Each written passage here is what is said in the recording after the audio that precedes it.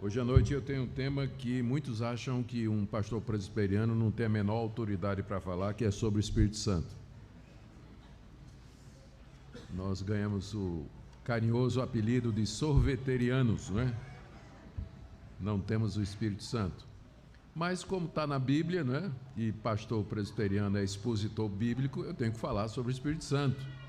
Isso está aqui na sequência de mensagens que nós começamos desde sábado à noite. Então eu vou pedir que você abra a sua Bíblia no capítulo 8. Eu não vou conseguir chegar até o final, mas eu creio que avançarei o suficiente para nos dar uma ideia do que é que o apóstolo Paulo estava falando. Com respeito a isso do pastor presbiteriano não entender nada do Espírito Santo, meu sogro, que é presbiteriano, mas teve uma influência muito grande dos moravianos, que eram piedosos, missionários e valorizavam muito o Espírito Santo, o papel do Espírito Santo. Ele sempre me dizia assim, ele foi meu diretor no seminário, foi meu tutor a vida toda, continua sendo o maior referencial que eu tenho. Ele sempre disse assim: Augustus, a mensagem sempre é maior do que o mensageiro. E então é por isso que eu me sinto encorajado hoje a falar sobre Espírito Santo, não é? Porque a mensagem que está na Bíblia sempre é maior do que aquele que procura trazê-la. Então, nós vamos começar. Já pedi para vocês abrirem no capítulo 8, deixe aberto, nós iremos prosseguindo, fazendo a leitura à medida que prosseguimos. Espero chegar até o verso 30, não sei se vai dar. Se chegar até o 25 já está de bom tamanho, mas o alvo é o 30. Se Deus assim nos der a graça e a misericórdia. Também quero agradecer o carinho da igreja, a hospitalidade. Gente, foi muito bom rever tantos de vocês. A gente não sabe nem como dizer, em nome da Minca, minha esposa, da Ana, minha filha, nós queremos agradecer o carinho de vocês, dizer que vocês estão no nosso coração. O tempo que nós passamos aqui em Goiânia, de fato, marcou nossa vida em ministério e trazemos recordações maravilhosas de vocês sempre que nós nos lembramos, com exceção do Piqui. Então, tirando isso, Goiânia é uma cidade maravilhosa, né? Amamos essa cidade, vocês podem ter certeza disso. Muito bem, vamos fazer aqui uma recapitulação breve do que vimos até agora, para que nós possamos seguir o fluxo do pensamento do apóstolo Paulo. Paulo escreveu a carta para apresentar o evangelho que ele prega à igreja de Roma, uma vez que ele não era conhecido da igreja, e ele queria o apoio da igreja para continuar e ir até a Espanha anunciar Cristo naquelas regiões onde ele ainda não havia sido proclamado. Paulo sabe que quando ele chegasse em Roma, seria questionado pelos judeus. Havia uma grande comunidade de judeus em Roma, boa parte da igreja, maior parte provavelmente era composta de judeus convertidos ao cristianismo, mas que ainda mantinham sua lealdade às instituições judaicas, e corriam muitos boatos a respeito do apóstolo Paulo, que ele era um desertor do judaísmo, que ele tinha traído a fé judaica, que ele era contra a lei de Moisés, que ele era contra o templo, que ele ensinava os judeus a não circuncidarem os seus filhos e assim por diante. Então tinha muito boato, corria muita coisa contra o apóstolo Paulo, que eram espalhadas especialmente pelos chamados judaizantes, que eram aqueles que queriam que os convertidos não judeus se tornassem judeus para poder entrar no reino dos céus.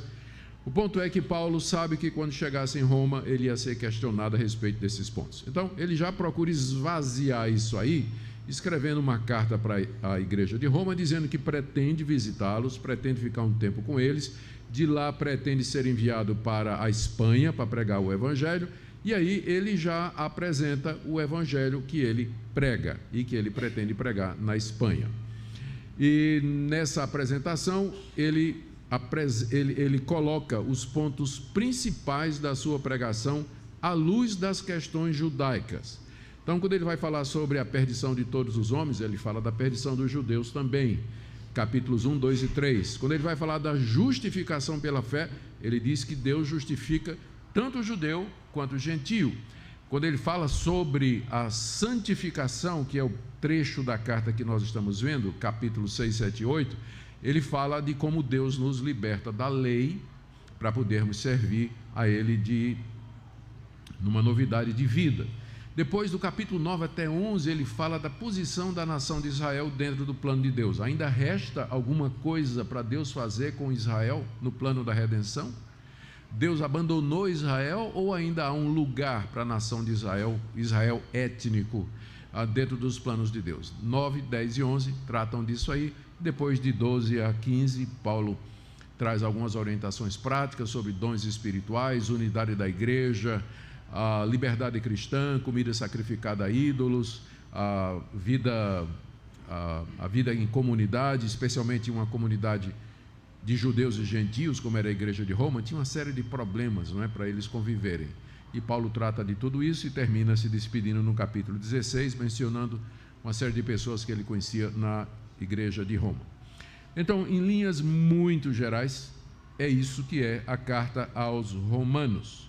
Eu já dei a vocês a divisão e eu quero só agora focar na terceira parte, aliás, na terceira parte da carta, que começa com o capítulo 6, que é sobre santificação. Capítulos de 1 a 3, perdição de judeus e gentios. Todos pecaram, carecem da glória de Deus. Capítulos 3, 4 e 5, justificação. Justificados pela fé, temos paz com Deus, começa ele no capítulo 5, e ele está falando não só de judeus, como também de gentios. E agora a grande questão, como é que aqueles que foram justificados gratuitamente, sem as obras da lei, como é que eles vivem aqui nesse mundo? Qual o segredo de uma vida que agrada a Deus? E aí, no capítulo 6, nós vimos, o apóstolo Paulo fala como Deus nos liberta do poder do pecado, mediante a nossa união com Cristo, na sua morte e na sua ressurreição. E ele responde 2 questionamentos. Viver na graça significa viver na prática do pecado. Já que nós não estamos debaixo da lei, podemos viver uma vida de pecado? Isso ele responde no capítulo 6. No capítulo 7, ele responde uma questão muito importante.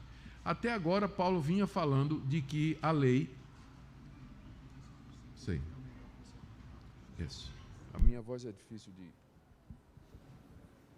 Alô. Pronto, até agora no capítulo 6, Paulo tinha feito algumas declarações a respeito da lei que poderiam dar a impressão de que ele estava dizendo que a lei era ruim e que a lei não tinha nenhum propósito na vida do cristão. Então, no capítulo 6, ele diz por que a lei foi dada. A lei foi dada para mostrar que nós somos pecadores, para produzir em nós aquele grito do final do capítulo 7, miserável homem que sou, quem me livrará do corpo dessa morte?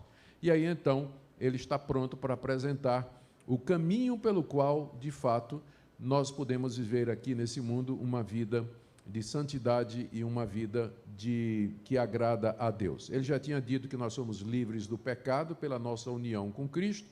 Ele já tinha dito, ele explicou por que a lei foi dada, não é pela lei que nós nos santificamos. E agora, no capítulo 8, ele vai introduzir o princípio de que é pelo Espírito Santo que nós vivemos nesse mundo uma vida cristã vitoriosa sobre o pecado. Tudo isso que a gente aprendeu até agora, capítulo 6 e 7, o Espírito Santo é quem ministra isso para nós. E nós, então, precisamos aprender o que é a vida no Espírito. Aqui, se você acompanhou o que nós falamos hoje de manhã, Paulo está expandindo aquilo que ele tinha falado no capítulo 7, no verso 6. Agora, porém, libertados da lei, estamos mortos para aquilo a que estávamos sujeitos, de modo que servimos em novidade de espírito e não na caducidade da letra. Eu estou usando a Almeida antiga, né? a Almeida atualizada, e vocês estão usando a Nova Almeida atualizada. A Nova Almeida atualizada, corretamente, traduziu o Espírito aqui com E maiúsculo, porque está se referindo ao Espírito de Deus. Nós não andamos mais na carne, debaixo da lei, mas nós vivemos uma vida nova pelo poder do Espírito de Deus. Isso ele disse, Paulo, no capítulo 7, no verso 6. E agora, depois de explicar para que é que a lei foi dada, ele volta a esse assunto, e o capítulo 8 é uma expansão do que ele está dizendo. O que é essa vida nova no poder do Espírito Santo de Deus? E eu tenho algumas observações iniciais a fazer. Aqui, ele vai descrever as operações do Espírito Santo na vida daquele que está em Cristo. São 8 coisas que ele vai dizer. Ele poderia dizer mais, não é claro, mas ele escolheu 8 atuações ou operações do Espírito Santo na vida do crente em Cristo Jesus. A segunda observação é que essa descrição que ele faz da vida no Espírito inclui um contraste entre a vida na carne e a vida no Espírito, para que nós entendamos melhor o que é que significa viver no Espírito. Isso aí é natural. Às vezes, para a gente fazer uma coisa entendida, a gente começa primeiro dizendo o que é que ela não é, o que é que nós não estamos querendo dizer e qual seria o oposto, para então a gente apresentar aquela verdade, porque aí ela fica em relevo, ela fica clara, o que é que nós estamos dizendo e o que é que nós não estamos dizendo. A terceira coisa que eu vou dizer é que sempre me impressionou o fato que nesse capítulo 8, que é um capítulo sobre o Espírito Santo, o apóstolo Paulo fala de muitas operações do Espírito Santo, mas nenhuma daquelas que a gente está familiarizado hoje em dia, em ouvir da parte de alguns grupos evangélicos, que são as coisas principais que o Espírito Santo faz. Tipo, batismo com o Espírito Santo, falar em línguas, sonhos, visões, revelações, sinais, prodígios, milagres, maravilhas. Estranhamente, todas estas coisas estão ausentes no capítulo 8. Paulo não menciona absolutamente nada. Eu fico me perguntando, aqui seria o lugar para Paulo mencionar essas coisas, porque ele está dizendo o que será uma vida no Espírito em contraste com você viver uma vida carnal, uma vida debaixo da lei. Então, eu vivo no poder do Espírito Santo. Ao dizer isso, né, eu vivo no poder do Espírito Santo por causa do ambiente marcado por essas ideias no evangelicalismo brasileiro. A primeira ideia que você tem é que a vida no Espírito é uma vida que envolve todos estes sinais, prodígios e maravilhas. Entretanto, quando você lê o capítulo 8, você fica com a impressão que Paulo está descrevendo qualquer outra coisa menos a vida no Espírito Santo, porque ele não fala de nenhuma dessas coisas. Sabe quando é que Paulo vai falar dos dons espirituais nessa carta? No capítulo 12. E mesmo assim ele nem menciona o Espírito Santo. Ele diz que Deus, ele pega a metáfora do corpo e diz que a igreja é como um corpo e que cada pessoa é como um membro do corpo, cada um tem uma parte para fazer. E todos nós somos importantes. E aí ele menciona vários dons no capítulo 12, e nenhum dos dons está associado, ou que são mencionados, daqueles que a gente está acostumado a ouvir, associado ao Espírito Santo. Línguas, sonhos, visões, revelações, milagres, profecias, nada. Ele não menciona nada disso lá em Romanos 12, não é? E aí a gente pergunta, por que Paulo, escrevendo aos Romanos, ele parece um presbiteriano, e quando ele escreveu para Corinto, parecia um pentecostal, né? Porque ele fala, quando ele escreve para Corinto, ele fala de línguas, sinais, prodígios, maravilha, profecia e tudo mais. Não é? Essa é uma pergunta que permanece, não é? E eu quero sugerir alguma explicação para vocês à medida que a gente for progredindo aqui. Só quero deixar claro que eu não estou negando a realidade dos dons espirituais. Eu estou dizendo que a Bíblia, Paulo, coloca os dons espirituais no seu devido lugar. O problema hoje não é... As pessoas pensam que o problema é cessacionismo e continuismo. Não é.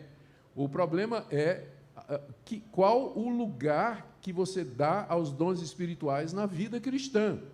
Quando você os destaca e dá a eles uma proeminência muito grande, você esquece o feijão com arroz que o Espírito Santo faz na vida da gente, e que é o básico e que é o mais importante, e que é o que Paulo diz aqui, omitindo completamente a questão do sobrenatural. Tá certo? Vocês já entenderam por que é que o pessoal diz que presbiteriano não pode falar sobre o Espírito Santo, né? Mas vamos quebrar a regra e vamos falar porque está no texto. Então, vamos lá.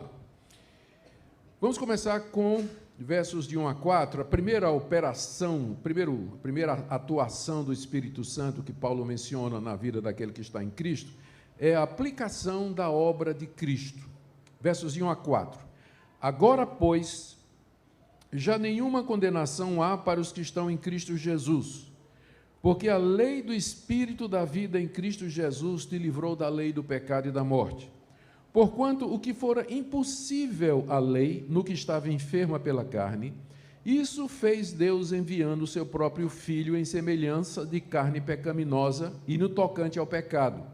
E com efeito condenou Deus na carne, a carne aqui é a carne de Cristo, condenou Deus na carne o pecado. A primeira atuação mencionada por Paulo aqui é que o Espírito Santo aplica em nós os efeitos da morte de Cristo, coisa que a lei não podia fazer. Ele diz isso em contraste com aquilo que nós vimos no capítulo 7 hoje de manhã. No capítulo 7 você encontra esse conflito do homem não regenerado, que entende qual é a vontade de Deus, percebe a vontade de Deus, ele não consegue obedecer a Deus e cai num estado de desespero depois de viver uma vida de um ciclo de pecado, lei, morte e condenação. Ele não consegue agradar a Deus, ele não consegue se justificar diante de Deus. Mas agora, verso 1, nenhuma condenação há para aqueles que estão em Cristo Jesus. Essa condenação que foi descrita no capítulo 7, ela não existe mais para os que estão em Cristo Jesus. Por que não? Porque a lei do Espírito, com E maiúsculo, Espírito Santo, porque a lei do Espírito da vida, o Espírito que concede vida, coisa que a lei não podia fazer, em Cristo Jesus te livrou da lei do pecado e da morte. Quando eu me converti, o Espírito Santo, que produz vida, ele me livrou da lei do pecado e da morte. O que é a lei do pecado e da morte? Deus passou a lei, você está debaixo da lei, você é um pecador, você não pode cumprir a lei, portanto você está morto. A morte aqui nesse mundo, física, e a morte eterna. É a lei do pecado e da morte. Todo mundo está debaixo dessa lei, menos aquele que está em Cristo Jesus. Para quem está em Cristo Jesus, não há mais condenação. E é isso que o Espírito Santo faz. Ele toma os benefícios da morte de Cristo na cruz e aplica àquele que está em Cristo Jesus pela fé. Verso 3. Porquanto o que fora impossível à lei, no que estava enferma pela carne, aqui Paulo está recapitulando o que diz no verso 7, capítulo 7. Era impossível a lei conceder vida, porque ela estava doente por causa da nossa carne pecaminosa. O problema não é a lei, o problema é que a lei foi dada para pecadores como vocês e como eu. Então isso adoeceu a lei e ela não podia salvar. Os 10 mandamentos não salvam ninguém. Então, o que era impossível para a lei fazer, porque ela estava doente por conta da carne, Deus fez enviando o seu Filho. E Deus, na carne de Cristo, crucificou, pagou e castigou o pecado. De maneira que nós agora podemos ser livres de toda condenação. Veja o que diz o verso 4. A fim de que o preceito da lei, Cristo morreu por nós, Deus mandou que Cristo morresse por nós, ele morreu na cruz, ele assumiu a forma humana, na nossa semelhança, levou o nosso pecado na cruz, e o Espírito Santo aplica isso em nós, para que, verso 4, o preceito da lei, as exigências da lei, se cumpram em nós, que não andamos segundo a carne, mas segundo o Espírito.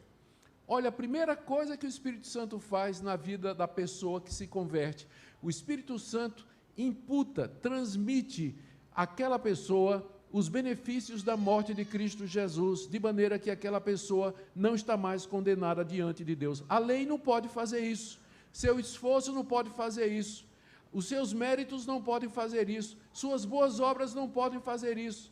Nós estamos debaixo da lei do pecado e da morte. Mas Deus, pelo Espírito Santo, introduz um novo princípio de vida, que é vida no Espírito, e a primeira coisa que o Espírito Santo faz é aplicar os benefícios da morte de Cristo, de maneira que eu sou justificado, e eu posso dizer, já não há mais condenação. Gente, que coisa maravilhosa, não é? O Espírito de Deus faz isso.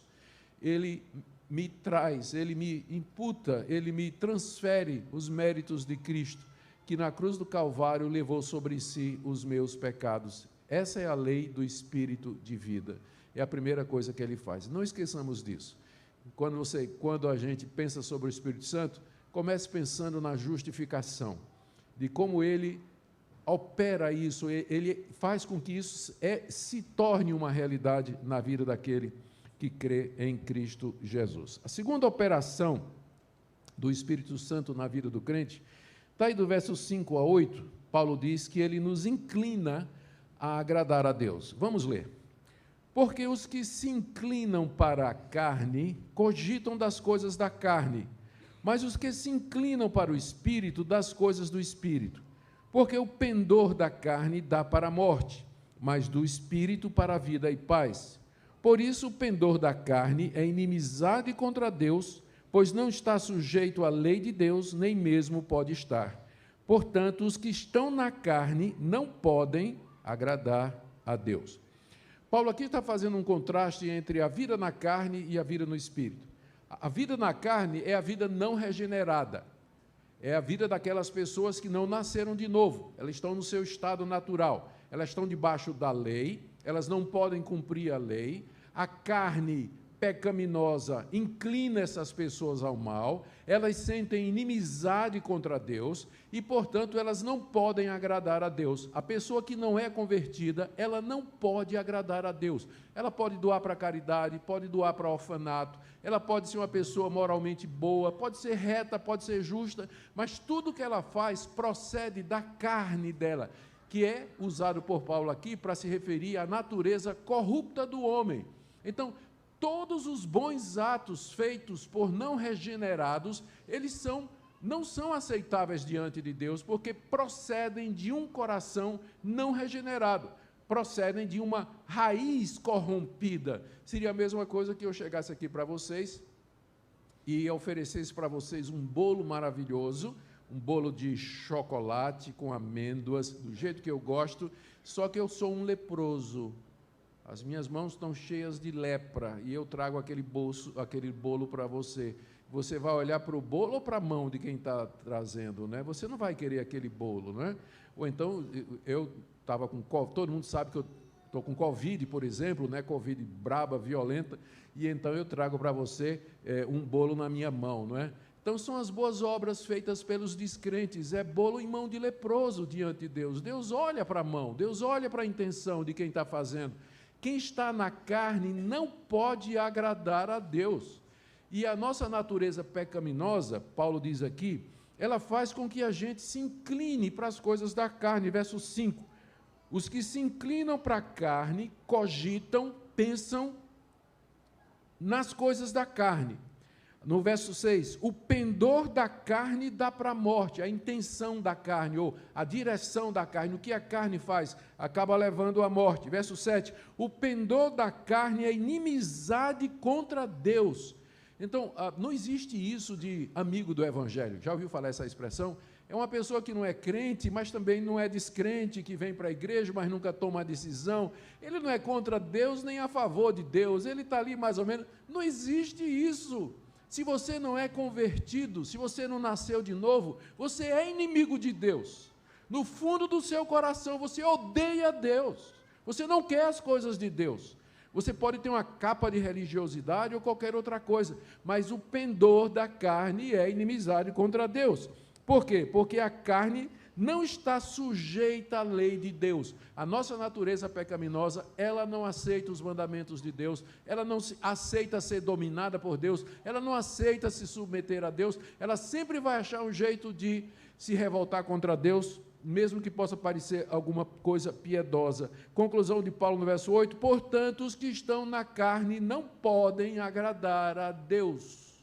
Não tem possibilidade nenhuma dessas pessoas serem salvas, alcançarem algum mérito, receberem um favor de Deus, porque eles vivem no estado adâmico, no estado que a gente chama de viver na carne, pecaminosidade, não regenerados, alheios à vida de Deus, inimigos de Deus. Podem ser religiosos, podem ser pessoas moralmente boas, podem até ter sua própria religião, ter fé, nunca é a fé verdadeira em Cristo Jesus, não é? Porque a velha natureza, ela também pode ter crença em muita coisa. Tem gente que crê em Papai Noel, em duende, em tanta coisa, não é? Então, é capaz de crer em alguma coisa, mas não em Cristo Jesus como seu Senhor e Salvador por si só, a menos que o Espírito Santo de Deus venha e faça aquilo que a gente viu nos primeiros versículos, aplique em nós os méritos de Cristo, nos dando vida para que nós possamos nos arrepender e crer de verdade. Em contraste à vida na carne, você tem a vida no Espírito. Aí no verso 5, os que se inclinam para a carne pensam das coisas da carne, mas os que se inclinam para o Espírito, das coisas do Espírito. Então, é isso que o Espírito Santo faz, ele inclina os que estão em Cristo Jesus para as coisas de Deus. Então, é natural o novo convertido querer ler a Bíblia, querer Deus, orar, é natural para ele. Ele se sente inclinado a isso. Ele se sente inclinado a perguntar qual é a vontade de Deus nas decisões da sua vida. Ele se sente inclinado a praticar a palavra de Deus e fazer aquilo que ele sabe que é correto. O Espírito de Deus inclina o coração do convertido para aquelas coisas que são de Deus. Ele tem prazer nas coisas de Deus, ele gosta de aprender sobre Deus, ele gosta de ouvir a palavra de Deus, de ler sobre as coisas de Deus, avançar no conhecimento de Deus. Ele sente amor ao Senhor Jesus, ele quer de fato não entristecer o Espírito Santo. Se você sente tudo isso, isso não vem de você, isso é o Espírito de Deus que mora em você, que inclina os que são de Cristo para as coisas de Deus. É isso que o Santo Espírito de Deus faz. E estas coisas, elas levam à vida. Verso 6, enquanto que o pendor, a inclinação, a tendência da carne dá para a morte, do Espírito dá para vida e paz. Quem é guiado pelo Espírito Santo nas coisas de Deus, ele não somente experimenta vida e paz, mas ele promove vida e paz. Ele é um pacificador, ele quer o bem, ele ama as pessoas, ele quer fazer o que é correto, Portanto, está aí a segunda operação do Espírito Santo. Como eu disse para vocês, isso aqui é o básico da vida cristã. Paulo não está falando aqui daquelas manifestações, porque na igreja de Corinto tinha muita gente que tinha essas manifestações, mas Paulo diz para eles: vocês não são espirituais, mas vocês são carnais. Capítulo 3 da 1 aos Coríntios, o apóstolo Paulo os repreende por isso. Então, primeiro, Espírito, ele traz a regeneração, a justificação pela fé. Segundo, ele inclina o que está em Cristo Jesus para as coisas de Deus. Terceira operação aqui, ele habita em todo crente, do verso 9 a 11, a questão da habitação. Veja aí, ó. Vós, porém, o porém aqui introduz o contraste com a vida na carne, não é? Vós, porém, não estáis na carne, mas no Espírito, se de fato o Espírito de Deus habita em vós. E se alguém não tem o Espírito de Cristo, esse tal não é dele. Se, porém, Cristo está em vós, o corpo, na verdade, está morto por causa do pecado, mas o Espírito é vida por causa da justiça. Se habita em vós o Espírito daquele que ressuscitou a Jesus dentre os mortos, esse mesmo que ressuscitou a Cristo Jesus dentre os mortos, vivificará também o vosso corpo mortal por meio do seu Espírito que em vós habita. Tem tanta coisa nessa passagem aqui que eu não sei nem por onde começar. Mas eu vou começar dizendo o seguinte: ninguém pode ser crente se não tiver o Espírito Santo. Isso aí você já pode deixar muito claro, como Paulo diz aqui: quem não tem o Espírito de Deus, esse aqui não é de Deus. Final do verso 9, se alguém não tem o Espírito de Cristo, esse tal não é dele. Então, por definição, todo convertido, todo regenerado, ele tem o Espírito Santo morando nele. Isso de que você, numa primeira etapa, se torna crente em Jesus, é batizado, e num segundo momento você tem uma experiência secundária em que você recebe o Espírito Santo, não tem o menor fundamento bíblico. Porque se uma pessoa não tem o Espírito de Cristo, ela não é convertida. Ela não tem. A característica de quem se converte é que o Espírito de Deus vai morar naquela pessoa. Vai morar naquela pessoa. E se a pessoa é habitada pelo Espírito Santo, algumas consequências acontecem. Vem aqui. Primeiro, verso 10. Se Cristo está em vós, note que para Paulo, Cristo aqui é a mesma coisa do Espírito, né? Ele está dizendo que o Espírito está em nós. Então ele diz, se Cristo está em vós, ele quer dizer, se o Espírito de Cristo está em vocês, o corpo, na verdade, está morto por causa do pecado. Não negamos isso em momento nenhum aqui, que nós continuamos a ter uma natureza pecaminosa e que está sujeita a transgredir a lei de Deus. Se Cristo está em mim, se o Espírito de Cristo está em mim, essa corrupção está presente. Mas o Espírito, aqui devia ser Espírito com E maiúsculo, mais uma vez, que é na NAA, mas o Espírito traz vida por causa da justiça. A justiça aqui é a justiça de Deus, pela qual ele justifica pecadores. Deus justifica pecadores mediante a obra de Cristo Jesus. Deus ele lhe considera justo com base naquilo que Cristo fez. Por causa disso, ele mandou o Espírito Santo ao seu coração. E esse Espírito de Cristo, que é enviado por Cristo e que fala de Cristo, ele produz vida em você. A presença do Espírito Santo me traz vida proveniente da justificação. E, olha aqui que coisa maravilhosa, verso 11. Se habita em vós o Espírito daquele que ressuscitou a Jesus dentre os mortos, esse mesmo que ressuscitou a Cristo dentre os mortos, vivificará também o vosso corpo mortal, por meio do seu Espírito que em vós habita. A presença do Espírito Santo, no presente, não somente transmite a vida de Cristo e o poder para viver uma vida santa, mas é esse mesmo Espírito que vai ressuscitar o meu corpo na vinda de Cristo Jesus. Porque o Espírito que habita em mim é o Espírito do Cristo ressurreto. Se eu estava unido com Ele na sua morte, capítulo 6, se eu estava unido com Cristo na sua morte, o que me liberta do pecado, eu também estou unido para Ele na sua ressurreição. Quando Cristo vier em glória, o mesmo Espírito que hoje habita em mim, ele vai tirar o meu corpo da sepultura, vai me reunir aonde eu estiver, ainda que eu tenha sido cremado, ou despedaçado, ou já esteja tão velho que as minhas partículas já se espalharam pelo mundo todo, ninguém sabe, ninguém humanamente falando poderia reunir, mas o Espírito de Deus vai me tirar da terra e vai me fazer semelhante ao Senhor Jesus e ao corpo da sua ressurreição. Coisas que a gente não pensa, não é? Quando a gente pensa no Espírito Santo, a gente está pensando em outras coisas, mas coisas simples que Paulo está falando, já anotou aí, ó. O que é que o Espírito Santo faz no crente? Primeiro, ele traz a justificação para você, versos de 1 a 4. Segundo, ele inclina você a gostar das coisas de Deus, versos de 5 a 8. Terceiro, que nós vimos aqui, do verso 9 a 11, ele habita em você, portanto, ele transmite vida aqui, e ele é a garantia de que quando houver ressurreição dos mortos, você vai ser ressurreto também. Glória a Deus. Amém? Amém. Pois é, isso é o que o Espírito Santo faz. E tem mais. Versos de 12 a 13, ele traz a mortificação da nossa carne. Assim, pois, irmãos, somos devedores não à carne, como se constrangidos a viver segundo a carne. Porque se viverdes segundo a carne, caminhais para a morte. Mas se pelo Espírito mortificardes os feitos do corpo, certamente vivereis. Aqui está outra coisa que o Espírito Santo faz na vida daquele que está em Cristo Jesus.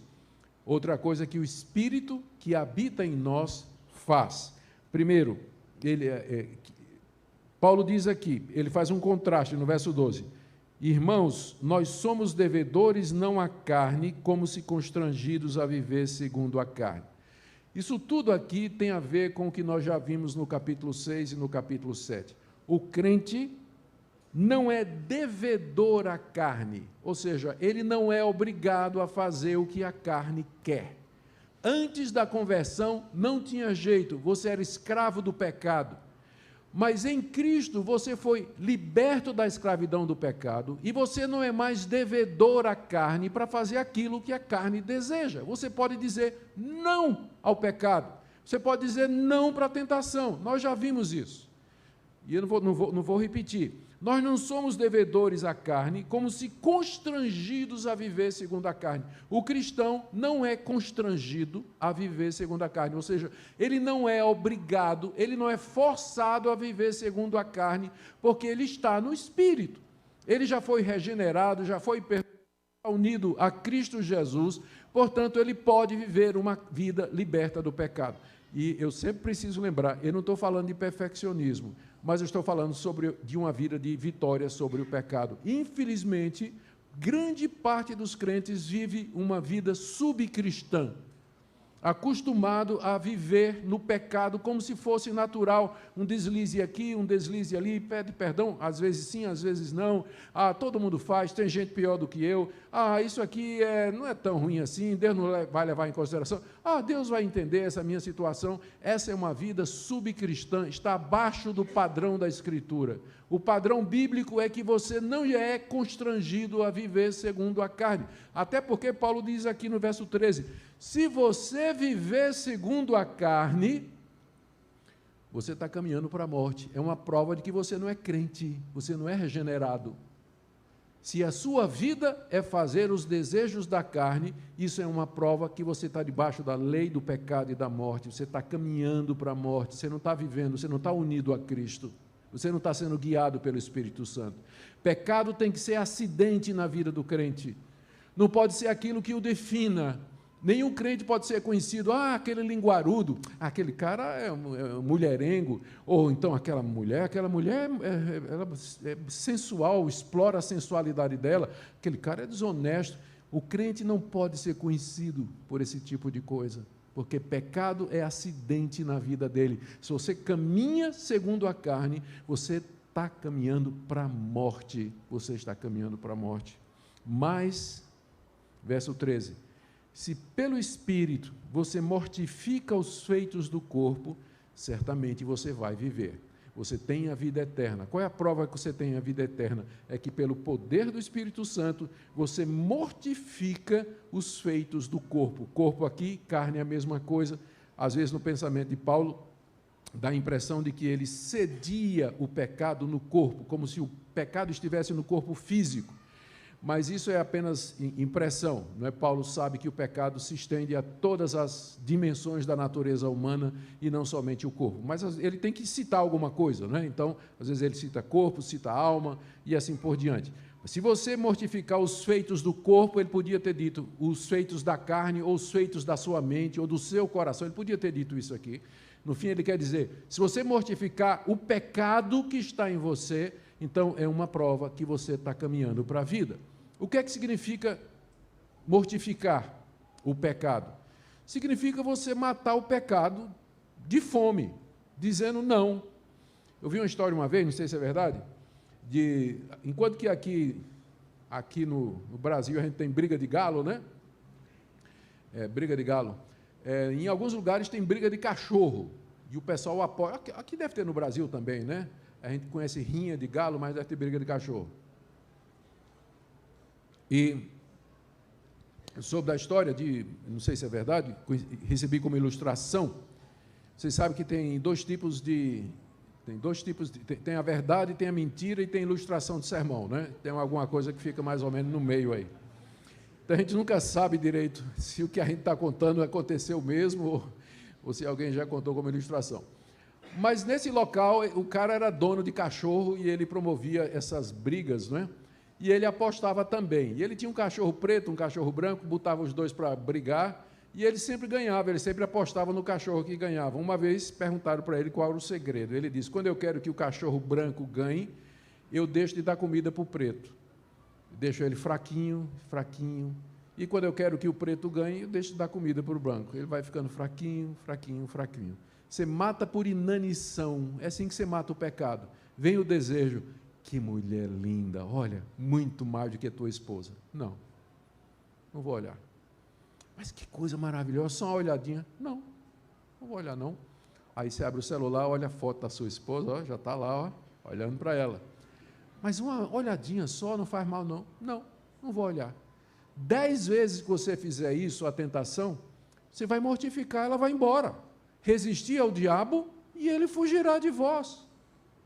Resistir ao diabo é a mesma coisa o pecado. Resista ao pecado e ele vai embora. É assim que você mortifica, mata de fome. Não vou fazer, não vou fazer. Faz como José, a mulher dando em cima dele, a mulher do patrão, dando em cima dele, quando ele viu que finalmente ela se joga em cima dele, e ele fugiu, caiu fora, não ficou, porque se ficasse, é melhor perder uma boa capa do que perder uma boa consciência, né? Ele perdeu a capa dele, mas não perdeu a boa consciência dele.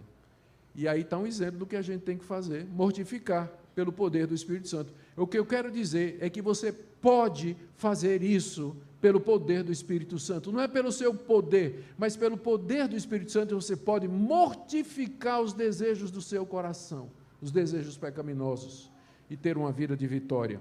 Como Paulo ensina aqui, se vocês mortificarem os feitos do corpo, certamente viverão, não somente aqui, essa vida plena, mas a vida eterna também. Do verso 14 em diante, até o 15, nós temos a quinta operação do Espírito Santo, que é guiar o cristão como filho de Deus. Versos 14 e 15. Pois todos os que são guiados pelo Espírito de Deus são filhos de Deus. Porque não recebestes o espírito de escravidão para viverdes outra vez atemorizados, mas recebeste o espírito de adoção, baseado no qual clamamos Abba, Pai. Todos os que... É isso, Paulo fala aqui, todos os que são guiados pelo Espírito de Deus, esses são filhos de Deus. Em que é aqui guiar? Guiar em que Paulo se refere aqui? Fica mais claro mais adiante, quando ele fala aqui do Pai, não é? Nós não recebemos o espírito de escravidão para viver outra vez atemorizados, mas recebemos o espírito de adoção, baseados no qual clamamos Abba, Pai. O Espírito Santo nos guia a nos dirigir a Deus e chamar Deus de Pai. Essa relação íntima, filial, porém respeitosa, né? Às vezes o pessoal fala de Jesus, é tão fofinho ele, tão gostosinho, quentinho, né? Tem um pessoal aí na internet que fala de Jesus assim, espera aí, ele é o teu rei, ele pode ser o teu irmão, mas ele é teu rei, então tem respeito também, não é? Tem respeito também, mas eu posso me chegar a Deus e chamá-lo de Pai, é o Espírito Santo que me guia nisso. A pessoa que está na carne, ela está debaixo do espírito de escravidão e de servidão. Ela não consegue ver Deus como Pai. Sempre vai ver Deus como patrão, como carrasco, um Deus mau, um juiz a quem ele vai prestar conta. Mas o Espírito de Deus me guia até o Pai, chamando de Abba, que é uma palavra aramaica, não é hebraica, é aramaica, e que é traduzida às vezes como paizinho, fala de uma relação íntima, de um reconhecimento amoroso de um filho para com o pai. O Espírito de Deus guia o crente a Deus, para chamá-lo de pai, como um filho que chega para o pai, em busca de proteção, provisão, perdão, comunhão, abrir o coração, falar com ele. É maravilhoso. Jesus nos ensinou a orar assim. Como é que começa a oração do Pai Nosso? Pai Nosso que está nos céus. Só pelo Espírito de Deus uma pessoa verdadeiramente se chega a Deus para tratá-lo como Pai. Porque na carne, Deus é aquele que passou a lei, que lhe condena e vai ser o juiz que vai pronunciar a sentença de morte e sofrimento eterno. Mas pelo Espírito de Cristo, eu posso chamá-lo, me dirigir a Ele como sendo Pai. Nós não recebemos, verso 15, o espírito de escravidão para viver aterrorizado. Gente, o descrente que não conhece a Deus como Pai, ele se sente nesse espírito de escravidão, e ele vive aterrorizado. Alguns negam isso, não é? Mas há um medo, há um pavor, há uma incerteza das realidades eternas. O que é que vem depois da morte? Qual a razão de existir alguma coisa e nada, ou não nada? Ou por que eu estou nesse mundo? Então, uma série de questões existenciais cuja falta de resposta traz terror, angústia. Para muitas pessoas que vivem nesse mundo, a gente não sabe como, em desespero. mas você recebeu um outro espírito, não o espírito de escravidão desse mundo, lei, pecado e morte. Você recebeu o espírito de adoção que Deus mandou para o seu coração, pelo qual você pode chamar Deus de Pai. E existe coisa melhor do que isso. Por que a gente esquece disso, né? Quando a gente fala do Espírito Santo, a gente quer falar de tanta outra coisa, só isso aqui já bastaria. Que o Espírito Santo capacita você a chegar a Deus e ali chorar diante dele, confessar seus pecados, pedir ajuda, proteção, derramar seu coração. Que tempo maravilhoso é esse, não é? Que quando a gente diariamente faz isso de todo o nosso coração. Do verso 16 ao verso 17, nós temos a sexta operação do Espírito Santo, onde Paulo fala que o Espírito Santo testifica da nossa salvação e da nossa herança. Verso 16, o próprio Espírito testifica com o nosso espírito que somos filhos de Deus. Ora, se somos filhos, somos também herdeiros, herdeiros de Deus e co-herdeiros com Cristo. Se com ele sofremos, também com ele seremos glorificados. Aqui o apóstolo Paulo está dizendo que a certeza da salvação é o resultado da ação do Espírito Santo na vida daquele que está em Cristo Jesus.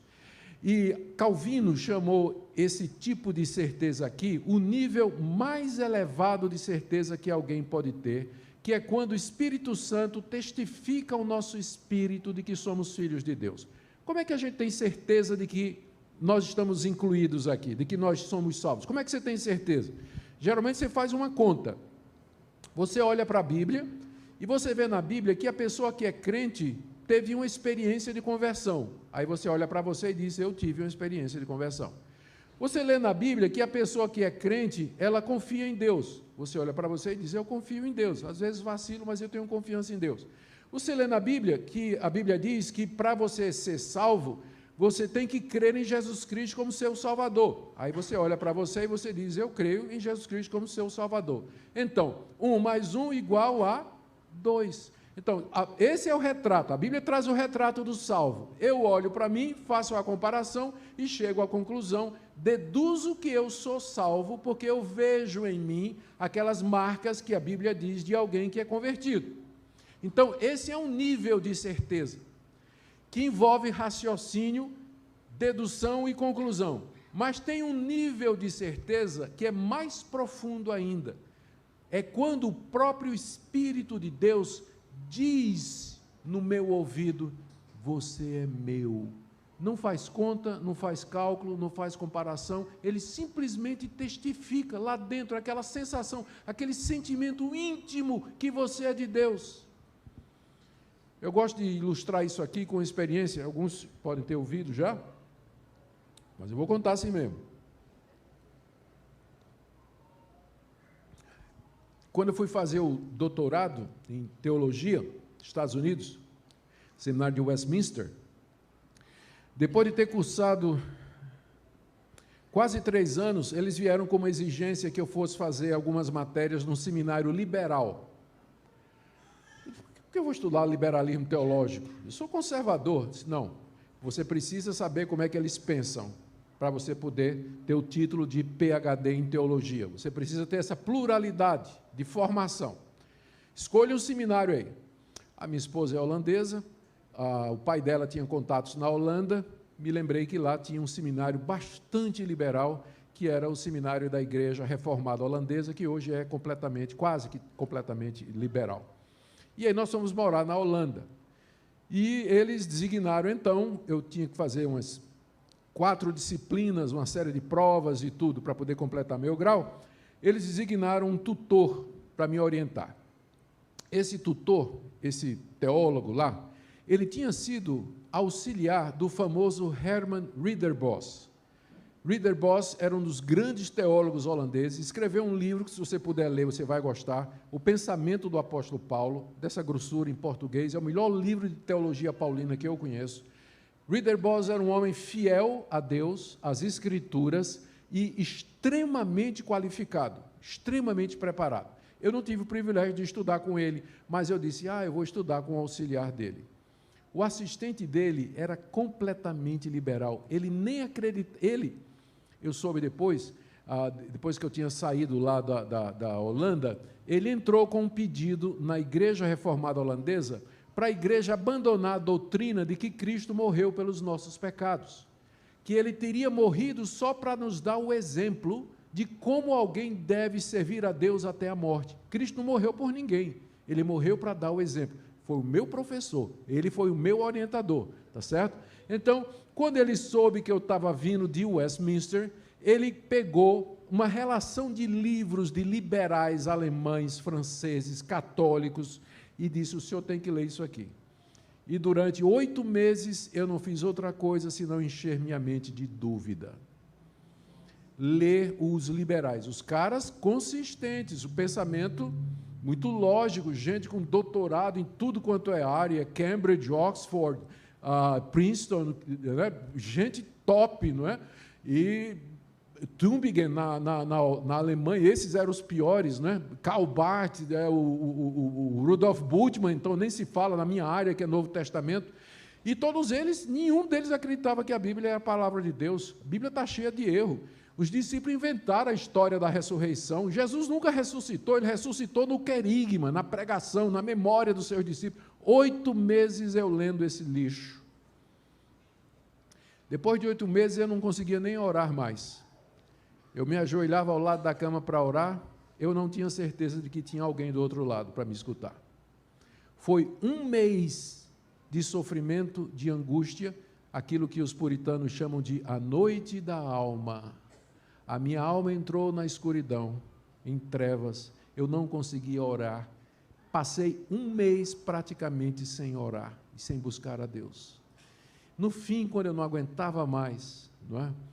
Não aguentava mais, e é interessante de que meu ponto é esse, é que durante esse mês, eu não consegui abandonar a Deus e a Cristo. Apesar de todas as dúvidas, apesar de todos os questionamentos, eu não consegui fazer isso, porque alguma coisa lá dentro me prendia. Todas as outras bases do conhecimento e tudo foram erodidas, foram abaladas, mas havia alguma coisa lá dentro. Finalmente eu liguei para o meu orientador nos Estados Unidos, dizendo: olha, eu estou aqui aperreado, como a gente diz lá no Nordeste, não é? Porque esse meu professor aqui é muito custoso, como vocês dizem aqui em Goiânia, né? Ele é muito custoso, e ele está me dando um tempo ruim assim. Ele disse, o pastor disse: qual é o problema? Ele disse: olha, porque tem isso aqui, tem essa dúvida aqui, tem essa questão. Ele disse: faz o seguinte, anota aí. Aí ele saiu me dando uma lista de livros, de artigos, dizendo: lê isso aí, que é gente tão qualificada quanto aí o teu professor, lê aí. E foi o que me salvou humanamente falando, né? Eu precisava entender, eu precisava compreender certas coisas, e essas leituras salvaram a minha fé, por assim dizer. Mas eu nunca deixei de crer no meu coração. E eu atribuo isso ao testemunho interno do Espírito Santo. Todos os outros argumentos foram embora, mas ficou aquela certeza, aquela voz que dizia: você é meu. Lá dentro, lá dentro. Saí de lá mais crente do que entrei. Graças a Deus, hoje estou aqui. Mas eu posso dizer para vocês, eu sei o que é esse testemunho interno do Espírito Santo.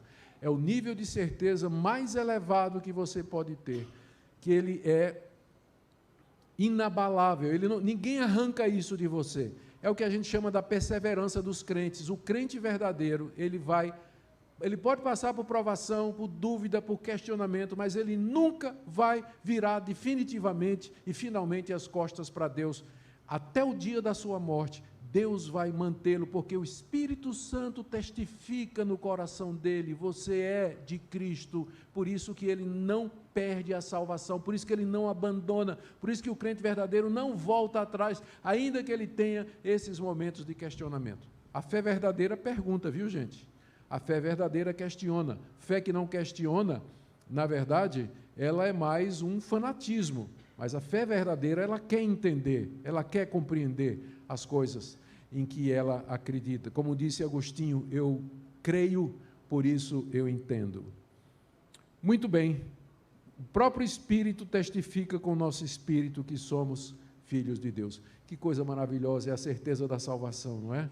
A gente saber isso, ter essa segurança no meio das dificuldades. Isso sustenta a gente na dor, na doença, na perda dos bens, nos relacionamentos estragados, nas perspectivas frustradas de negócio e planos que não dão certo. Isso conforta o coração da gente, sabendo que o nosso Deus está conosco e que nós somos filhos. E não somente filhos, verso 17, se somos filhos, somos também herdeiros, herdeiros de Deus e co-herdeiros com Cristo. Um dia esse mundo vai ser nosso, como está na traseira do caminhão. Não sou dono do mundo, mas sou filho do dono. Já vi isso tantas vezes, né? A teologia de caminhão tem quanta coisa engraçada. Essa é verdade, né? Nós somos herdeiros de Deus em Cristo Jesus.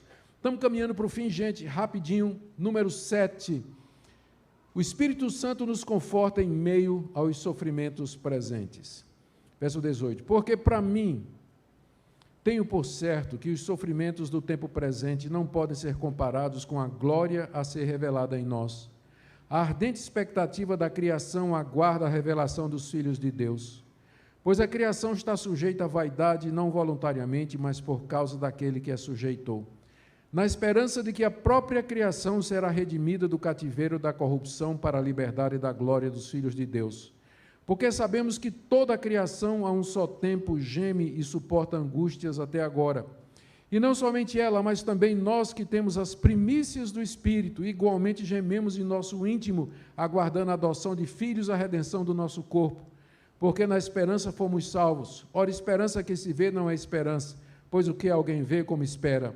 Mas se esperamos o que não vemos, com paciência o aguardamos. Eu vou juntar com mais um ponto aqui, que eu acho que faz sentido. Também o Espírito, semelhantemente, nos assiste em nossa fraqueza, porque não sabemos orar como convém. Mas o mesmo Espírito intercede por nós sobremaneira, com gemidos inexprimíveis. E aquele que sonda os corações sabe qual é a mente do Espírito, porque segundo a vontade de Deus é que ele intercede pelos santos. Vocês perceberam que 3 vezes o apóstolo Paulo fala de gemidos aqui.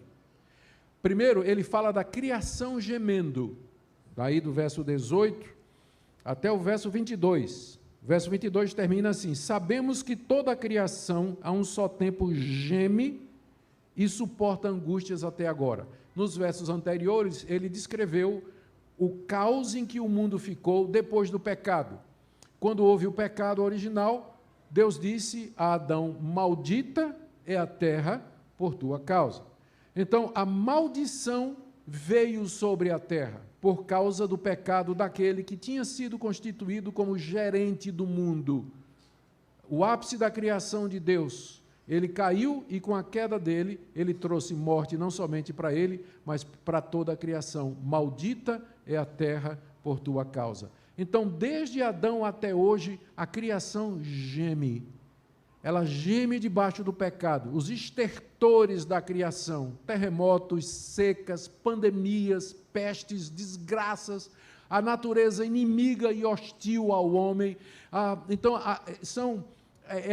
é o mundo criado em dores de parto, esperando, como Paulo diz aqui, a revelação dos filhos de Deus, esperando que Cristo venha para fazer o novo céu e a nova terra. Então, o mundo está em confusão, o crente entende isso. Ele olha para o mundo e quando ele vê essas catástrofes e todas essas coisas, ele lembra: maldita é a terra por tua causa. Ele lembra que a criação está gemendo, porque ela está sujeita à vaidade, que é outro nome para pecado, por conta daquilo que aconteceu. Verso 21, a criação está na esperança de que será redimida do cativeiro da corrupção para a liberdade da glória dos filhos de Deus. Quando Cristo vier, os filhos de Deus serão manifestados em glória e Deus vai transformar esse mundo num mundo novo, um novo céu e uma nova terra, onde habita a justiça. 2 de Pedro, capítulo 3, Apocalipse de 20 a 22, leia lá a descrição. Isaías 60 a 66, leia a descrição do novo céu e da nova terra que Deus vai fazer quando Cristo voltará. E a criação sabe disso e ela geme, ela está gemendo, esperando a chegada de Cristo para ser liberta finalmente dessa escravidão a que Adão sujeitou o mundo com o pecado. Mas tem outro gemido mencionado aqui pelo apóstolo Paulo, que é o nosso. Verso 23, e não somente ela, a criação, está gemendo, Mas também nós que temos as primícias do Espírito, igualmente gememos em nosso íntimo, aguardando a adoção de filhos, a redenção do nosso corpo. Primícias do Espírito. O que era uma primícia? Quando um fazendeiro plantava trigo e ele ia vender na cidade, ele pegava a primeira colheita, os primeiros frutos, chamaram de primícias por isso, né, de primeiro e mais excelentes, e ele levava lá para o mercado e vendia a colheita toda com base naquela amostra. A primícia era uma amostra do que ele tinha plantado e o que o campo tinha produzido. Então, a pessoa comprava com base naquilo ali. Aquilo ali, as primícias, representavam o restante. Paulo diz que nós temos as primícias do Espírito. Ou seja, aquilo que o Espírito Santo vai fazer na eternidade, santidade, alegria, conhecimento de Deus. Vocês já imaginaram não ter pecado dentro de você? Eu penso nisso com muita frequência, eu não consigo imaginar. Como é eu não ter pecado, eu poder fazer o bem sem luta, não ter esse conflito interior diante das coisas, das pessoas e da vida. Como é isso? Eu não sei. Eu sei um pouco, porque o Espírito Santo me transmite isso, transmite a você que tem o Espírito Santo. Ele traz um pouco de santidade, de alegria, de gozo, do conhecimento de Deus, da glória de Cristo. As primícias, nós já temos as primícias, uma amostra do que é que Deus vai fazer em nós. Nós temos, e por isso a gente geme dizendo assim, ó Deus, quando é que vai passar isso aqui? Quando é que esse vale de lágrimas vai terminar aqui? Quando é que esse mundo marcado pelo pecado, morte, doença, crueldade, violência, corrupção, injustiça, desonestidade, quando é que isso vai passar, Deus? E o crente verdadeiro, ele geme.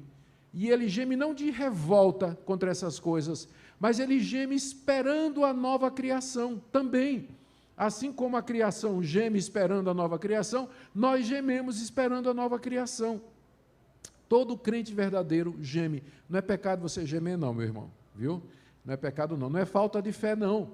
Você chegar diante de Deus e dizer, Deus, eu não aguento mais. Né? Essa doença dos meus pais que se arrastam por tanto tempo, minha vida toda dedicada a isso, quando é que isso vai terminar? Meu filho, que é difícil, é um filho excepcional, minha vida toda estou cuidando. E eu sei que o Senhor faz dele um motivo de alegria para mim, mas às vezes é pesado. Meu casamento, meu marido descrente, inimigo, que me trai. Como é que essa doença que eu descobri agora, que me dá poucos meses de vida, Senhor, essa situação financeira onde minha conta é na ponta do lápis todo dia para fazer bater, essa dívida enorme que eu contraí por conta do sócio que me enganou, quando é que isso tudo vai passar? Não é pecado gemer não, meu irmão. Todos nós gememos, de uma causa ou por outra. Isso faz parte desse estado em que nós estamos aqui. Mas graças a Deus, porque tem o terceiro que geme, que é o Espírito Santo. Ele diz aqui no verso 26, também o Espírito semelhantemente nos assiste em nossa fraqueza, porque não sabemos orar como convém, mas o mesmo Espírito intercede por nós sobremaneira com gemidos inexprimíveis. A criação geme, nós gememos, e o Espírito Santo geme. Ele geme quando ele intercede por nós.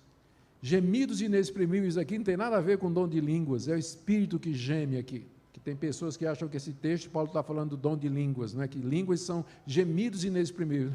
Está falando do Espírito Santo, é só ver a sequência. A criação geme, nós gememos, a humanidade redimida, e o Espírito Santo, que por ordem de Deus intercede por nós, faz isso com gemidos inexprimíveis. Eu não sei como explicar isso da mesma forma que eu não sei explicar a plena humanidade de Cristo. Cristo se tornou homem verdadeiro, sendo verdadeiro Deus. Quem é que morreu na cruz? Se ele é verdadeiro Deus. Por que ele chorava? Por que ele sentia fome? Por que ele sentia dor? Por que ele teve pavor da morte? A gente enfrenta esses mistérios que a Bíblia diz. E aqui, mais um, o Espírito intercede por nós diante do Pai, com gemidos inexprimíveis. É como se ele falasse com o Pai, Deus Filho, Deus Espírito Santo falando com Deus Pai, por aqueles por quem Deus Filho morreu e redimiu, suplicando em gemidos profundos que palavras não podem exprimir, que Deus me conforte, que o Pai me sustente, que o Pai não me condene pelos meus pecados, que o Pai me ajude a passar por esse vale da sombra da morte. Por que que o Espírito Santo faz isso? Porque eu não sei orar como convém. Não é isso que diz aí? Verso 26, o Espírito semelhantemente nos assiste em nossa fraqueza, porque não sabemos orar como convém. A gente não sabe o que pedir. Você já se viu nessa situação, eu tenho certeza. Descobriu que o filho está nas drogas. De repente a filha apareceu grávida. O que é que eu faço, Deus? Eu não sei nem o que pedir. Peço para matar o cabra que engravidou minha filha? Né? Às vezes parece uma oração justa, né?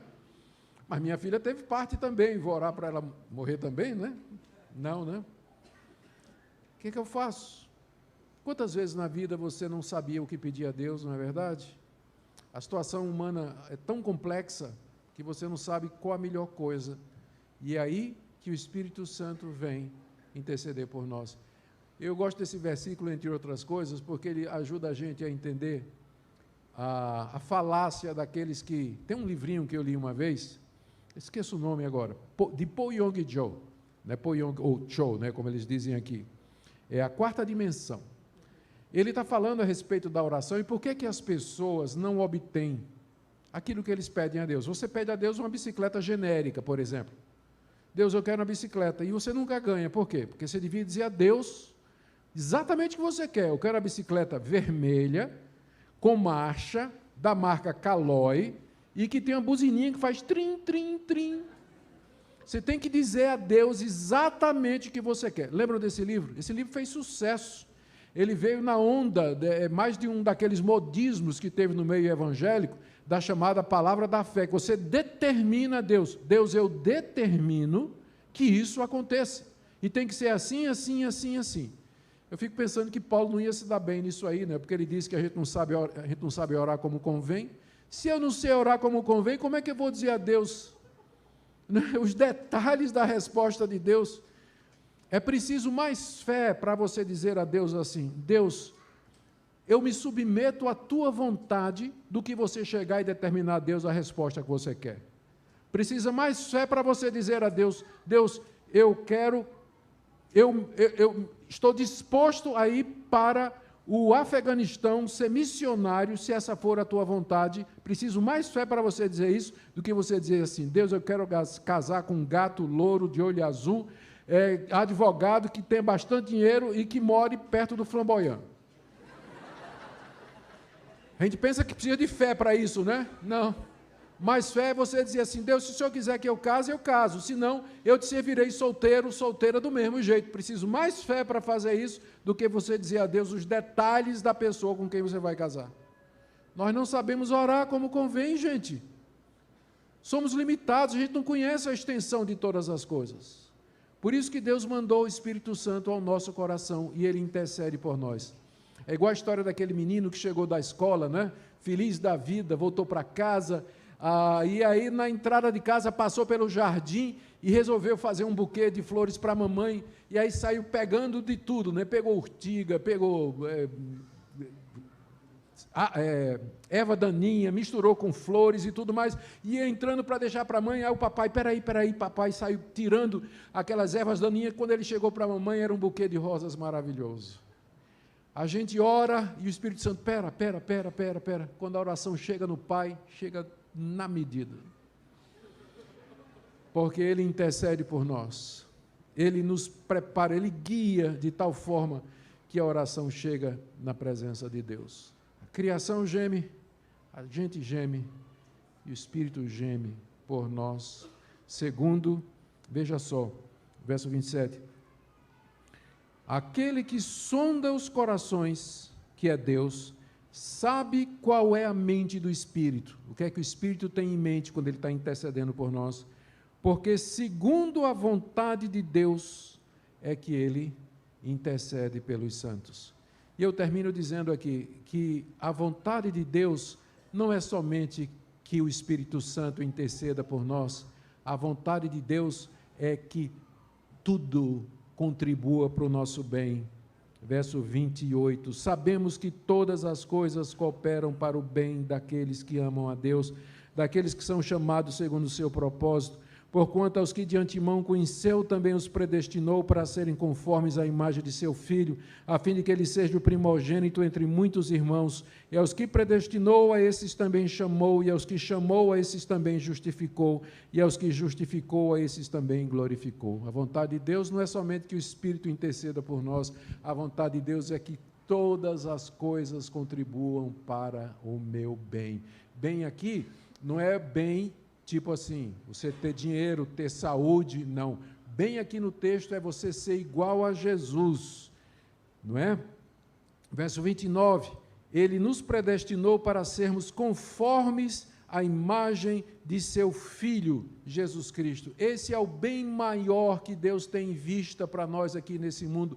É por isso que o Espírito Santo intercede, e a providência de Deus faz todas as coisas cooperarem para isso. A dor, o sofrimento, a alegria, a felicidade, relacionamentos, a história em si, tudo caminha para isso, para o seu bem.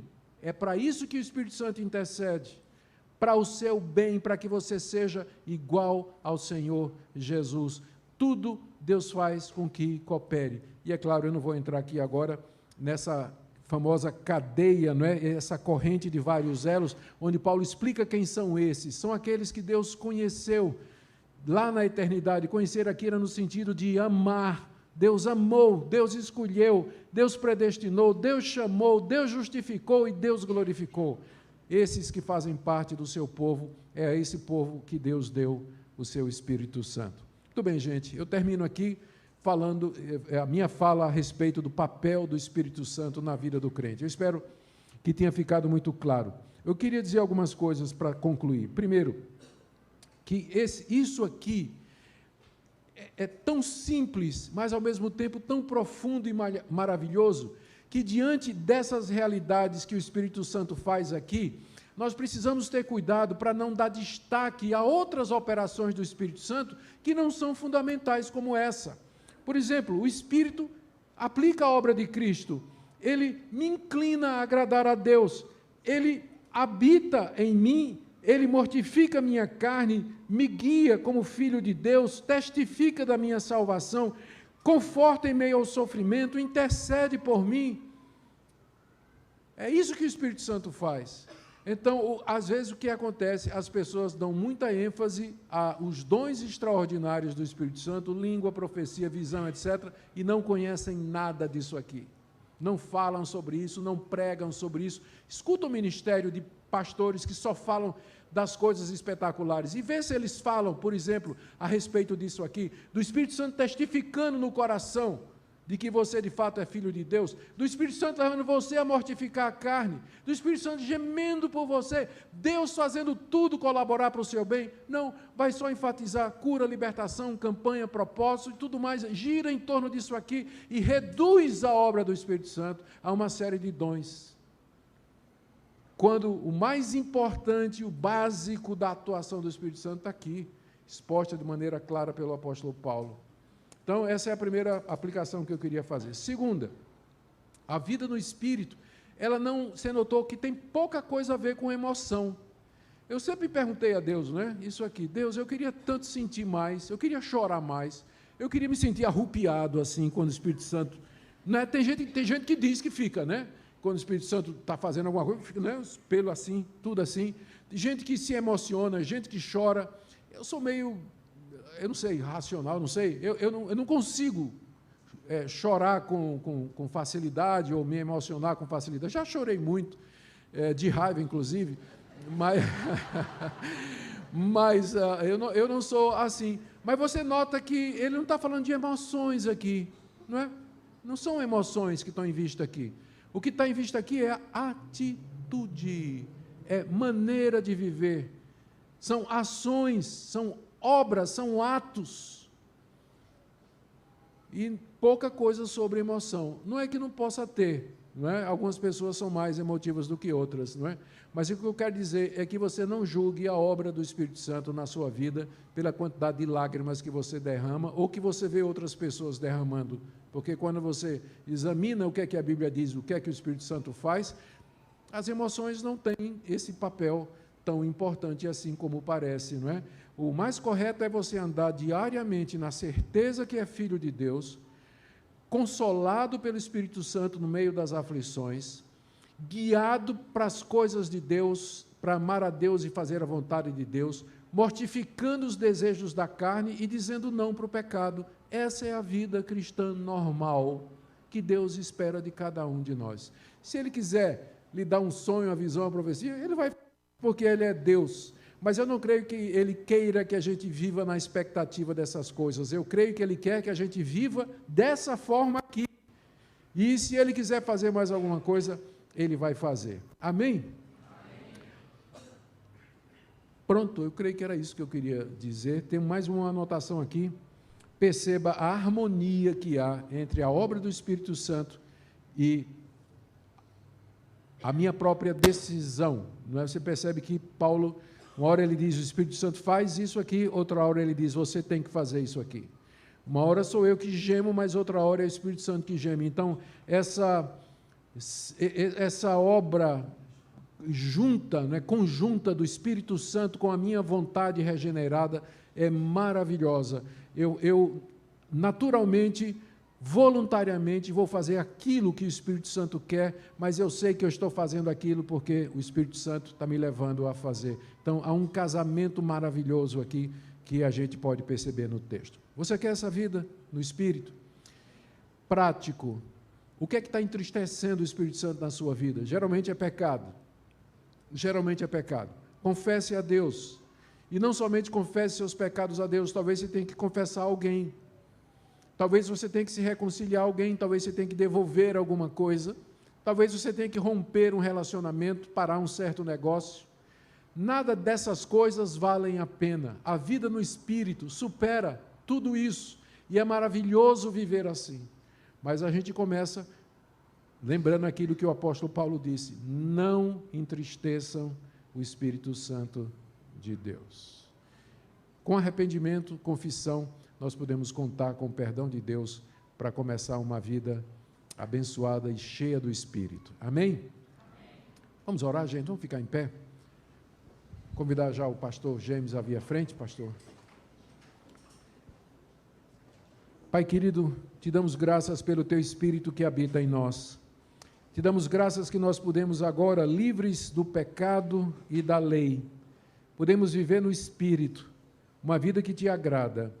Senhor, essas verdades às vezes parecem tão remotas e distantes de nós. Nos ajuda a praticá-las, a vivê-las dia a dia, para a glória do teu nome, enquanto gememos na expectativa da chegada da vida eterna em Cristo Jesus, o novo céu e a nova terra onde habita a justiça. Abençoa cada um dos teus filhos e filhas que está aqui nessa noite, que está sofrendo, gemendo no íntimo, que o Senhor queira consolar e o Senhor use todas estas coisas para o bem desses queridos. É o que nós pedimos em nome de Jesus. Amém.